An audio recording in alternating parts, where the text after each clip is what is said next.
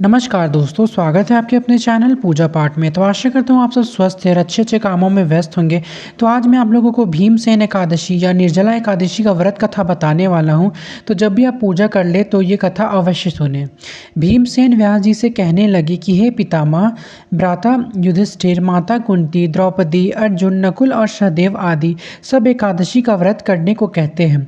परंतु महाराज, मैं उनसे कहता हूँ कि भाई, मैं भगवान की शक्ति पूजा आदि तो कर सकता हूँ, दान भी दे सकता हूँ, परंतु भोजन के बिना नहीं रह सकता। इस पर व्यास जी कहने लगे कि हे भीमसेन, यदि तुम नर्क को बुरा और स्वर्ग को अच्छा समझते हो तो प्रति मास की दोनों एकादशियों को अन्न मत खाया करो। भीम कहने लगे कि हे पितामह, मैं तो पहले ही कह चुका हूँ कि मैं भूख सहन नहीं कर सकता। यदि वर्ष भर में कोई एक ही व्रत हो तो वह मैं रख सकता हूँ, क्योंकि मेरा पेट में वक्र नाम वाली अग्नि है, सो मैं भोजन किए बिना नहीं रह सकता। भोजन करने से वह शांत रहती है, इसलिए पूरा उपवास तो क्या, एक समय भी बिना भोजन लिए किए नहीं रहना चाहता मैं। अतः आप मुझे कोई ऐसा व्रत बताएं जो वर्ष में केवल एक बार ही करना पड़े और मुझे स्वर्ग की प्राप्ति हो जाए। श्री व्यास जी कहने लगे कि हे पुत्र, बड़े बड़े ऋषियों ने बहुत शास्त्र आदि बनाए हैं, जिससे बिना धन के थोड़े परिश्रम से ही स्वर्ग की प्राप्ति हो सकती है। इसी प्रकार शास्त्रों में दोनों पक्षों की एकादशी का व्रत मुक्ति के लिए रखा जाता है। व्यास जी के वचन सुनकर भीमसेन नरक में जाने के नाम से भयभीत हो गए और कांपकर कहने लगे कि अब मैं क्या करूं? मास में 2 व्रत तो मैं कर नहीं सकता। हाँ, वर्ष में एक व्रत करने का प्रयत्न अवश्य कर सकता हूँ। अतः वर्ष में एक दिन व्रत करने से यदि मेरी मुक्ति हो जाए तो ऐसा कोई व्रत बताएं। यह सुनकर व्यास जी कहने लगे कि वृषभ और मिथुन की संक्रांति के बीच ज्येष्ठ माह के शुक्ल पक्ष की जो एकादशी आती है, उसका नाम निर्जला है। तुम उस एकादशी का व्रत करो। इस एकादशी के व्रत में स्नान और आचमन की सेवा जल वर्जित है। आचमन में 6 मासे से अधिक जल नहीं होना चाहिए, अन्यथा वह मदपान के संदर्श हो जाता है। इस दिन भोजन नहीं करना चाहिए, क्योंकि भोजन करने से व्रत नष्ट हो जाता है। यदि एकादशी को सूर्योदय से लेकर द्वादशी के सूर्योदय तक जल ग्रहण ना करे तो उसे सारी एकादशियों के व्रत का फल प्राप्त होता है। द्वादशी को सूर्योदय से पहले उठकर स्नान आदि करके ब्राह्मणों का दान आदि देना चाहिए।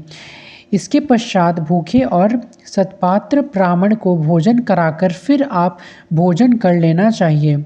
इसका फल पूरे एक वर्ष की संपूर्ण एकादशियों के बराबर होता है। व्यास जी कहने लगे कि हे भीमसेन, यह मुझे स्वयं भगवान ने बताया है। इस एकादशी का पुण्य समस्त तीर्थों और दानों से अधिक है। केवल एक दिन मनुष्य निर्जल रहने से पापों से मुक्त हो जाता है।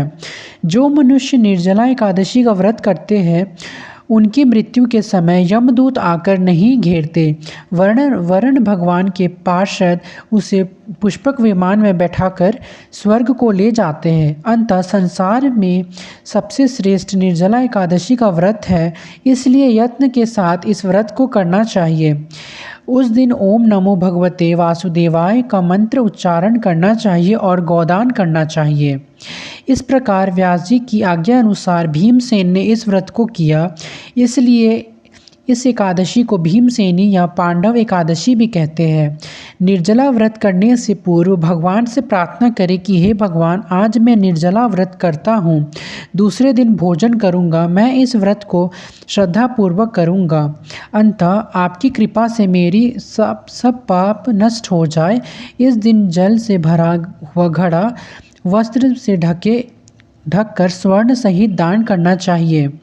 जो मनुष्य इस व्रत को करते हैं उनको करोड़ पल सोने के दान का फल मिलता है, और जो इस दिन यज्ञादि करते हैं उनका फल तो वर्णन ही नहीं किया जा सकता है दोस्तों।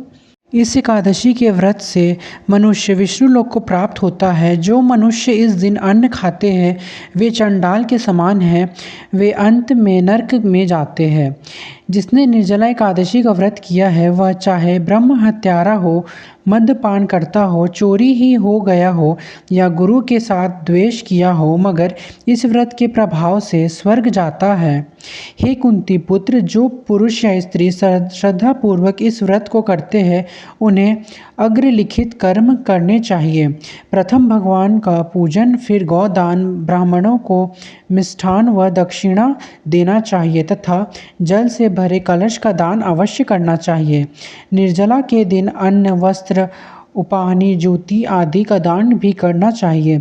जो मनुष्य भक्ति पूर्वक इस कथा को पढ़ते या सुनाते हैं उन्हें निश्चय ही स्वर्ग की प्राप्ति होती है।